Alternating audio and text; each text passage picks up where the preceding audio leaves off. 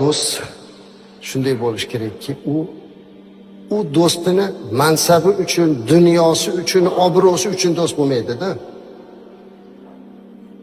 U do'st haqiqiy do'st bo'ladi, Alloh uchun bo'ladi. Undan hech narsani so'ramaydi. Yana bir hadisda aytadiki,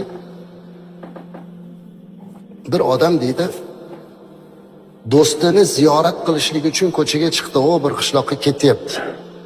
Alloh taolo o'sha odamni yo'liga bir farishtani yuborar ekan, odam qiyofasida. Haligi farishta so'rar ekan, qayerga ketyapsan? Ha, bir do'stim bor, o'shani oldiga ketyapman.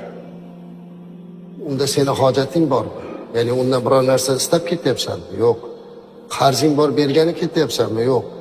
Undan biror narsa talab qilasanmi borsang? Yo'q. Nimaga ketyapsan? Men uni Alloh uchun yaxshi ko'raman. Ziyorat qilgani ketyapman. Boshqa narsa umidim yo'q desa, odam qiyofasidagi farishta aytadi. Men farishtaman. Sen uni hech narsasiz yaxshi ko'rganing kabi Alloh seni yaxshi ko'rdi deydi. Sizga hech narsa so'ramasdan keladigan do'stingiz bormi? Hozir shunaqa do'stni eslasak yig'laymiz.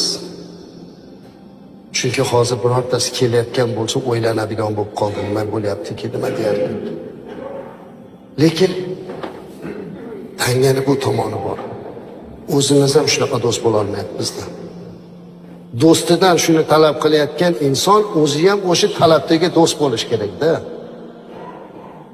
Shunaqa do'stimiz bo'lmayapti-da, azizlar.